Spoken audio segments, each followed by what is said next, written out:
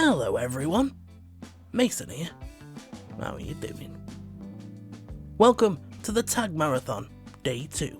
How do you booktube?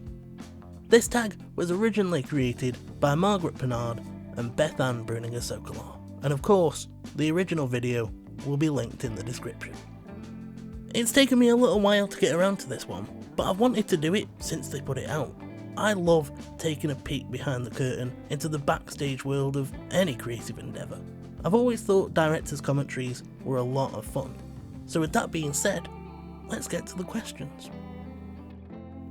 If you haven't explained it already in another tag or you wish to expand upon it, why did you join BookTube? I did talk about this in my BookTube newbie tag and I kinda touched on it yesterday, but to quickly summarise, I read 1984 last year, and then I found BookTube through Murphy Napier, Daniel Green and Elliot Brooks. After that, it was down the rabbit hole. I started searching for reviews of books that I'd read and enjoyed, and realised how vast the BookTube community is. Watching all of those reviews made me realise how much I missed reading. I couldn't read physical books anymore, but at least there were audiobooks out there. I decided that I wanted to get back into it. At the same time, I've always enjoyed reviewing things. As a teenager, I did a lot of written reviews, especially for Doctor Who. I figured if I was going to be getting back into reading, I may as well upload my thoughts for anyone who may be interested. At the same time, I could try and raise awareness around blindness, provide a safe place for sighted people to ask their questions, talk about my own experiences, and hopefully help other blind and visually impaired people who are on their sight loss journey. Most importantly, I wanted to make some friends. I really wasn't expecting to get many views at all, if any. I thought it was going to be really hard to break into the community. With so many great people out there, I thought I was just going to be another voice in the crowd.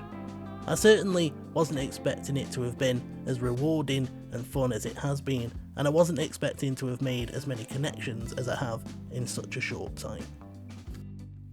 How do you decide to subscribe, and how many people are you subscribed to? Apparently I'm subscribed to 187 people, which is absolutely insane. Deciding to subscribe is a gut feeling for me. It's not often that it takes more than one video to know whether I want to subscribe or not, and it's mostly down to personality. If someone talks about books in an interesting way, that's all that really matters. I don't care what the books are. A lot of my favourite booktubers cover genres that I don't go near very often or never would, like fantasy, historical fiction, or horror. I think that's the beauty of it though, you get to learn about books you would never have heard of otherwise.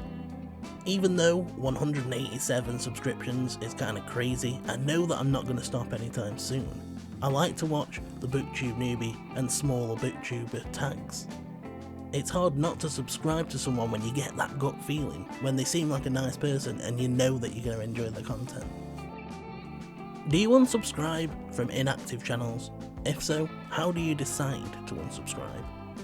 To be honest, I don't tend to subscribe to someone in the first place if it's been more than 6 months since they uploaded. There are so many people out there, I'm not going to subscribe to an inactive channel and just hope that they come back. As for how I decide to unsubscribe, I tend not to be honest. Whenever I try, I just get overwhelmed by a sense of guilt. I have my subscriptions filtered by most relevant, so the people that I don't watch are just right down at the bottom and they're not causing me any harm. When and where do you watch BookTube? Where I watch never seems to change. The armchair in my living room is where I read, and it's where I watch my BookTube. Although I do watch longer videos when I'm getting ready for bed. There are certain channels that I mostly watch while I'm brushing my teeth. As for when I watch, that just depends on the day. If it's a day where I'm recording and uploading, that process takes most of the day. So once I'm done in the evening, I just want to switch off and I'm less likely to watch on those days. Although I will try to watch at least a few so I don't get too far behind. On a normal day, I'll take the morning and the early afternoon for myself. I like to read in the later afternoon, and then in the evening, I'll sit and watch as much BookTube as my heart desires. How do you respond to comments? Do you always respond?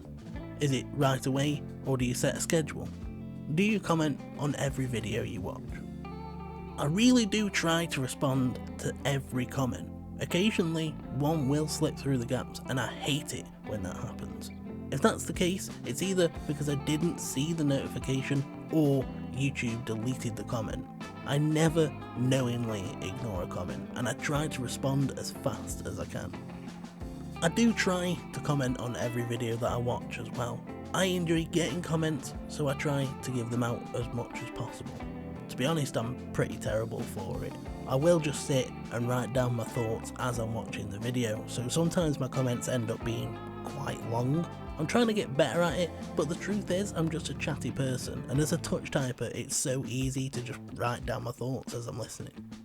There are times when I won't comment. If I don't feel like I can think of something interesting or constructive to say, I'll just leave it. And occasionally I feel intimidated. You wouldn't think it, but I do get self-conscious, and sometimes I just don't think that the person is going to be interested in what I have to say, so I'll leave it. Then there's the videos that I watch while I'm getting ready for bed. Inevitably, I end up thinking, I'll comment on this in the morning, and then because I have a memory like a sieve, I end up forgetting, and those times drive me absolutely mad. Do you keep up with content as it comes out? Do you watch older content? If so, how do you filter through it?